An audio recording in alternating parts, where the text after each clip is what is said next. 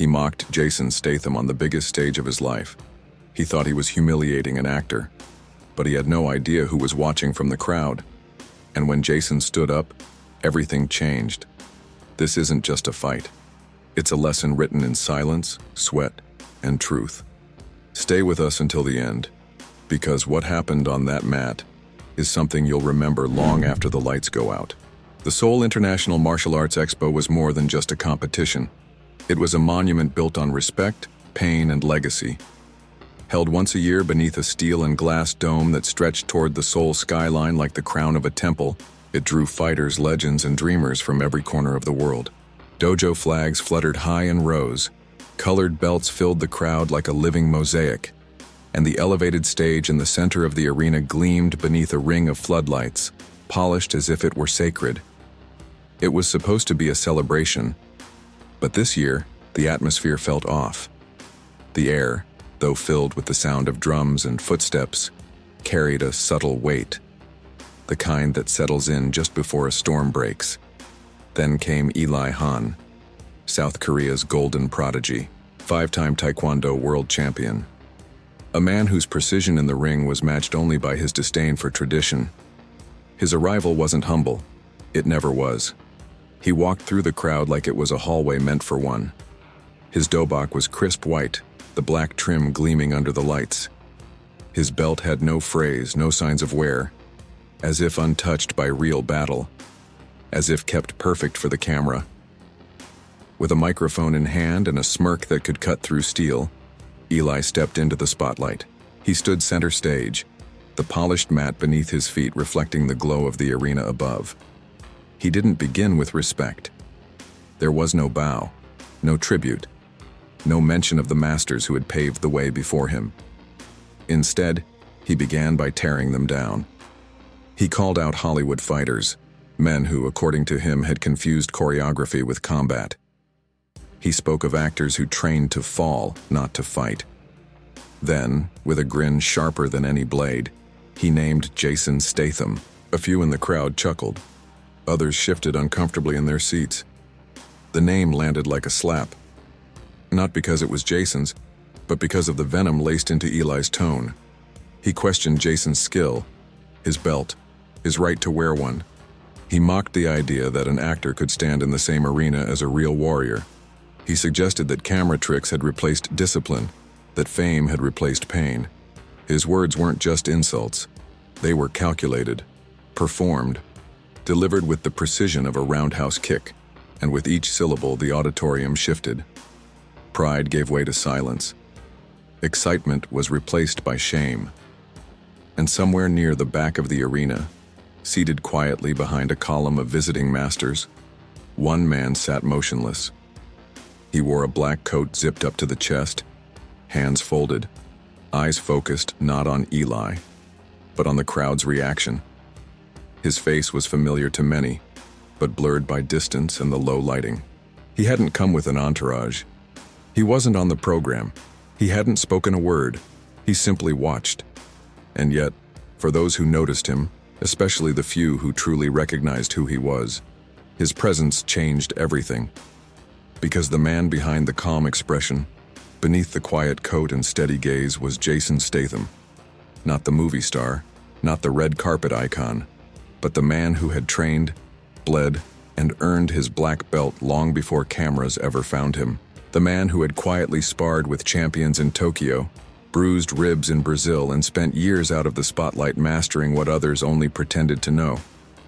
And today, he had come to watch. Not to perform, not to speak, but to listen.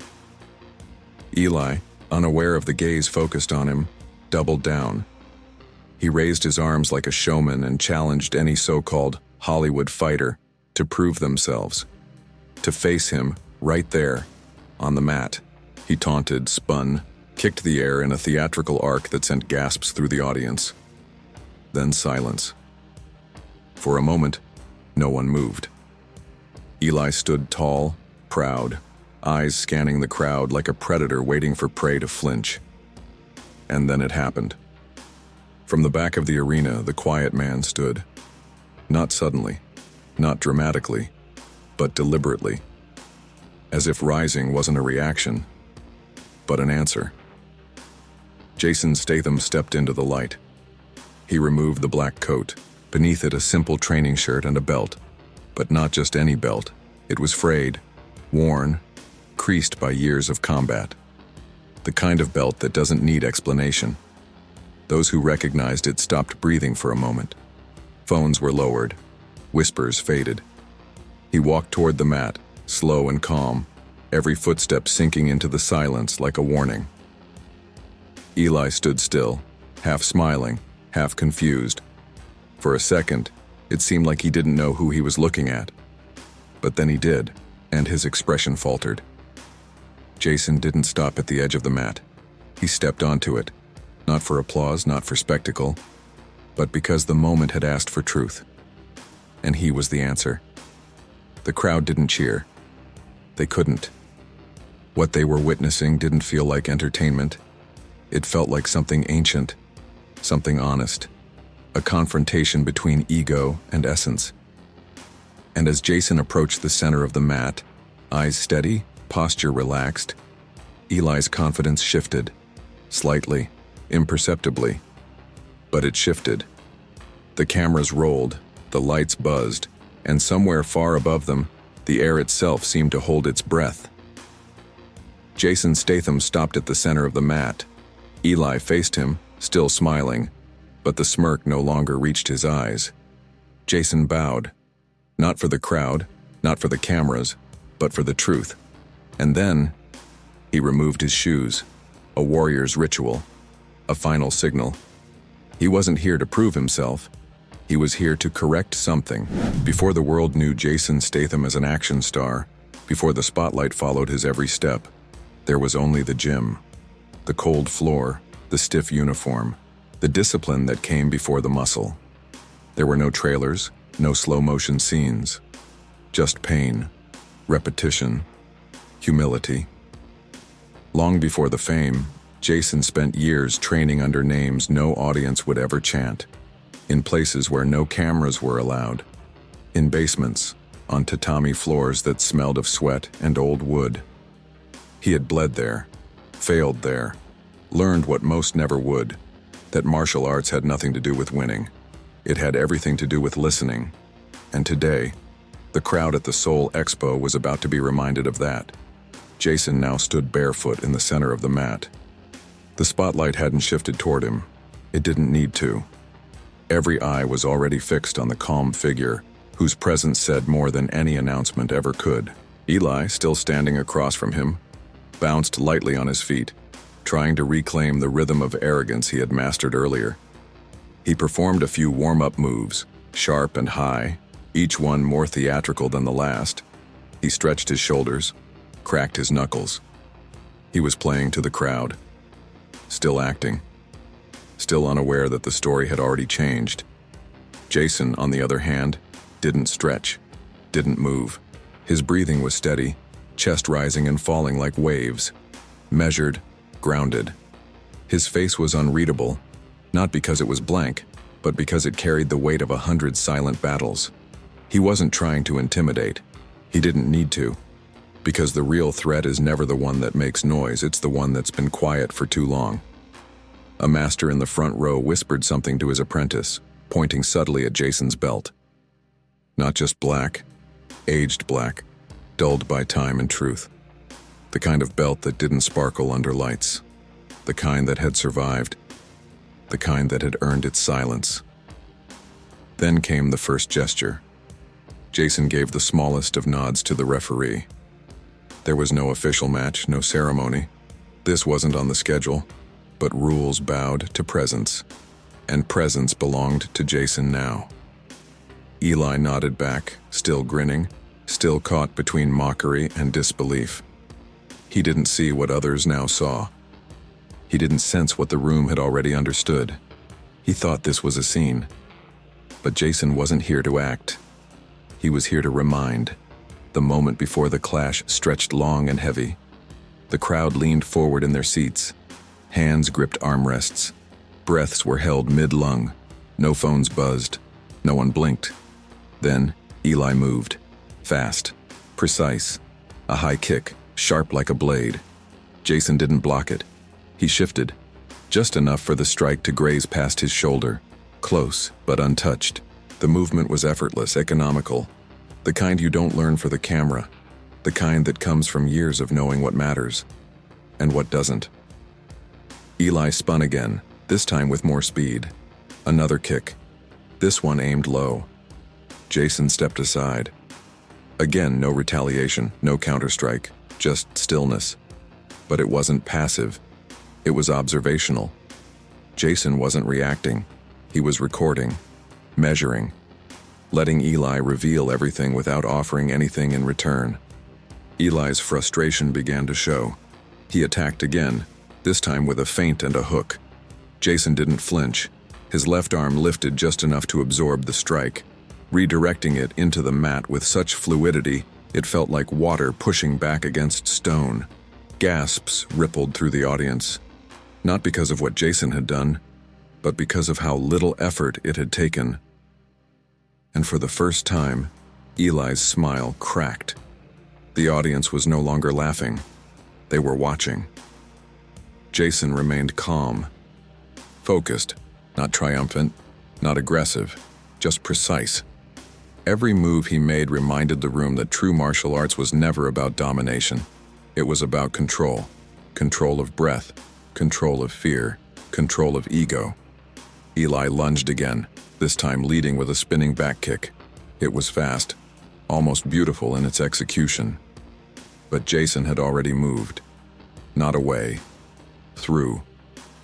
He passed under the strike like a shadow beneath flame. The kick landed on air. Eli stumbled slightly, not used to missing, not used to being seen through. He turned, and Jason was standing exactly where he needed to be. Not in a stance, not braced for impact, but relaxed, balanced, like still water waiting to ripple. The room was transforming. This wasn't a fight anymore. It was a demonstration, a reminder that martial arts had become too noisy, too loud, too performative. Jason wasn't fighting. He was teaching. Each evasion, each calculated block, each pause was deliberate. Not to win points, not to humiliate him, but to reflect back the truth to Eli, like a mirror no one could escape. And Eli? He began to understand. His steps grew hesitant. His confidence wavered. His arms, once sharp and deliberate, now floated mid-air, unsure of what came next. His breathing, once smooth, now stuttered in bursts. He blinked more often. His rhythm collapsed, and Jason remained exactly where he started, still, grounded, watching the illusion unravel. Somewhere near the edge of the mat, an old instructor wiped the corner of his eye, not from sadness, but from reverence. He had seen this before, long ago, and never again, until now. What was happening wasn't combat. It was a correction. Eli paused, his chest heaving, his arms limp at his sides. Jason finally stepped forward, just one step, and Eli, for the first time, stepped back. The crowd saw it, a shift, a moment. The man who had mocked was now afraid to be touched, and Jason hadn't even begun. The mat had become sacred, not by design, but by consequence. It was no longer a stage. It was no longer part of the show. It was now a proving ground, a place where silence spoke louder than skill, and where presence alone dictated power. Eli Hahn stood there, not as the arrogant champion who had mocked legends, but as a man slowly unraveling in front of the truth. His breathing was loud now, audible even from the edge of the arena. His fists trembled slightly at his sides, caught between instinct and indecision. His eyes darted, not just toward Jason, but toward the exits, the crowd, the corners of the mat where the lights couldn't reach. He was looking for escape, but there was none. Jason remained still. No stance, no pretense. Just a calm body rooted into the floor, like the mat itself had grown around him. Eli circled, feigning movement. He bounced once, twice, then launched forward with a burst of desperation. A mid-level kick aimed at Jason's ribs. It was faster, more aggressive than anything he'd thrown before. But Jason didn't block. He stepped into it. Not to absorb, not to deflect, but to interrupt. His shoulder caught the strike mid-motion, collapsing the space between them. Eli's balance broke. For the first time, his heel slid across the mat. Jason's hand rose, not to punch, but to press gently against Eli's chest, not with violence, with certainty. And Eli froze, because he realized the hand could have hit him, could have dropped him.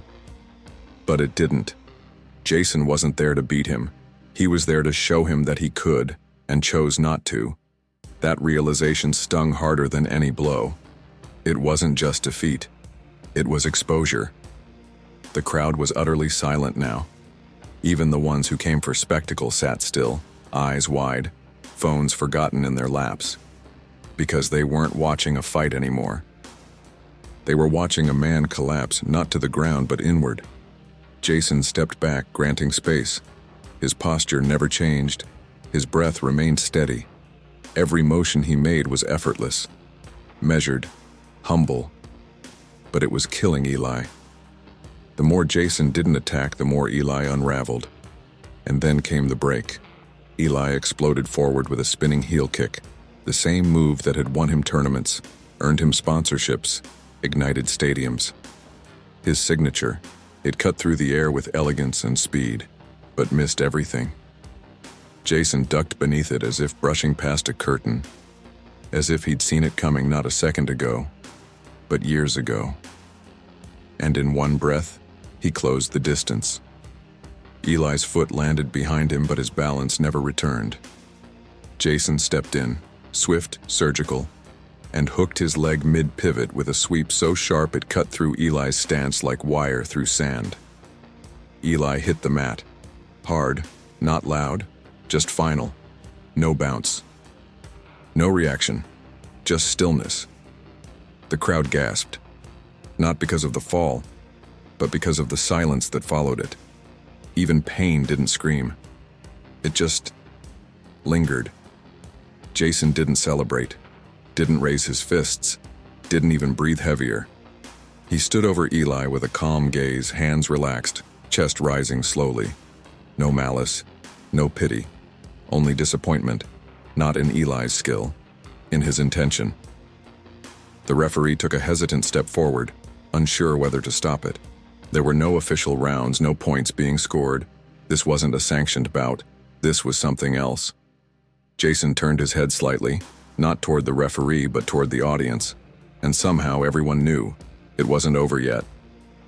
Eli groaned and pushed himself up to his elbows, his face flushed red, mouth half open, gulping for breath like a swimmer dragged underwater. His ego screamed to rise, to retaliate, to prove something. But his body hesitated. Still, he got up, not by strength, by reflex. He adjusted his belt, wiped the blood from the corner of his mouth, and tried to recreate the grin that had once owned the room. But it didn't reach his eyes. His footing was off. His posture, once confident, now betrayed desperation. Jason's face didn't change, not out of cruelty, because it didn't need to. The truth had already spoken. And yet Eli came again, this time with everything he had left. He charged forward, fists swinging, knees flying, a flurry of offense born not from strategy, but from fear. Jason stepped once to the side. One movement. That was all. Eli's momentum betrayed him. His legs tangled, and before his shoulder could meet the ground again, Jason spun behind him, one hand to the belt, one to the collar, and swept the legs out from beneath him again, this time sideways, this time painful, this time final. Eli collapsed like scaffolding torn loose in the wind. His arm flailed, his ankle rolled, his shoulder took the weight of a pride that could no longer stand. The crowd winced. Some whispered, but no one moved. Jason didn't even look down this time. He simply stepped back again, slowly, giving space. Always giving space. Because the lesson only works if the student stands up. Eli lay there longer, not because he couldn't rise, because he didn't want to. There was nothing left to prove, nothing left to defend. because everyone had seen it. The difference between a fighter trained to be watched and a fighter trained for when no one's watching. And still, Jason waited, not to finish the match, but to see if Eli could finish himself. Eli placed both hands on the mat. Slowly, shakily, he began to rise again, one knee, then the other. But just before he could stand fully, Jason took a single step forward, and Eli flinched, not from pain, not from contact, but from the fear of knowing the next lesson might hurt much more. The silence in the arena was absolute, not forced, earned. It wasn't the kind of silence that asked for answers. It was the kind that delivered them. Eli Hahn remained kneeling, his body upright, but his spirit bent. He was no longer performing, no longer posturing. He was processing.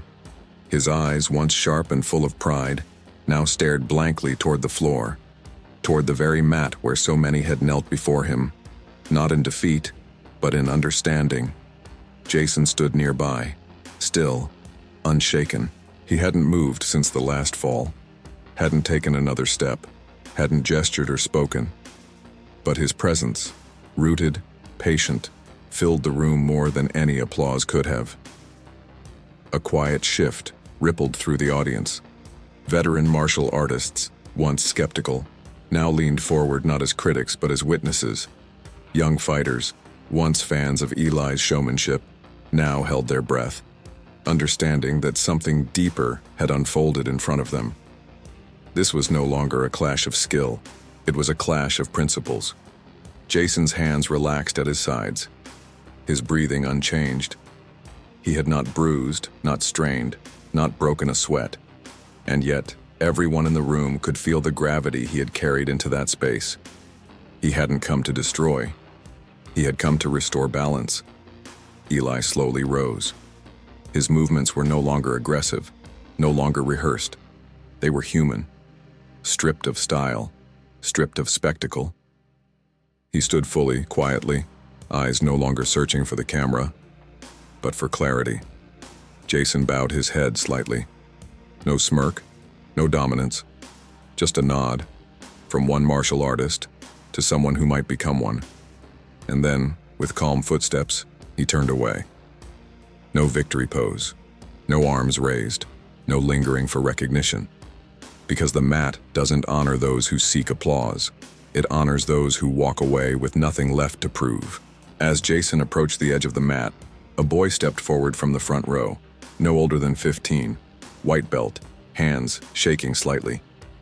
He held something in his fingers, a folded headband, worn and stained by training. Jason paused. The boy looked up, his eyes wide. Not with idolization, but with reverence. He extended the headband toward Jason, not as a gift, but as a symbol, as if silently asking, "What did I just witness?" Jason didn't take it. He looked the boy in the eyes, not with authority but with weight. And the boy seemed to understand. Because what had happened on that mat wasn't about rank, title, or fame. It was about intention. Jason placed a hand gently on the boy's shoulder. No words, just grounding. And then, without fanfare, he walked past the officials, the press, the influencers, still frozen in their own confusion, and disappeared into the corridor beyond the stage. Behind him, the room remained still. Not because the show was over, but because no one dared to move after that. Eli, still on the mat, lowered his head.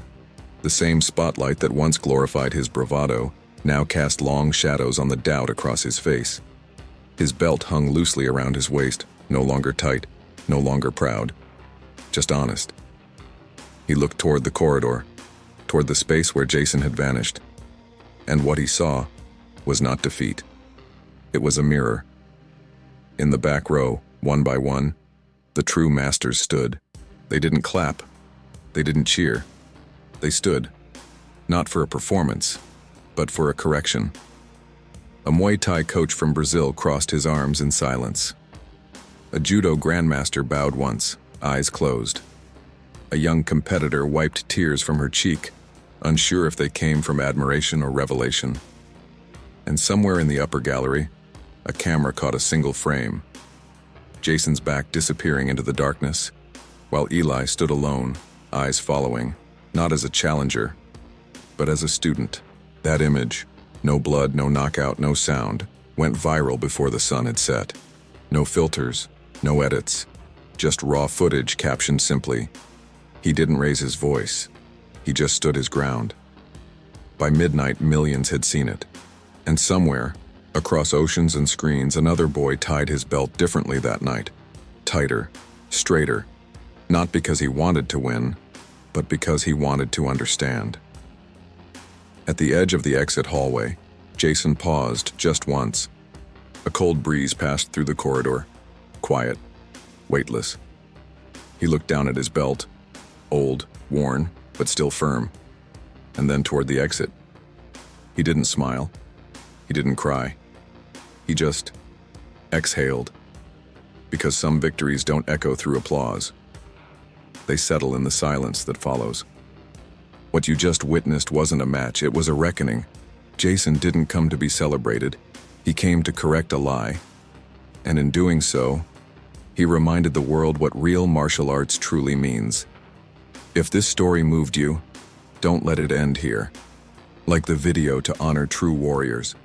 Share it with someone who still believes silence is weakness. Leave a comment. Tell us what this moment meant to you.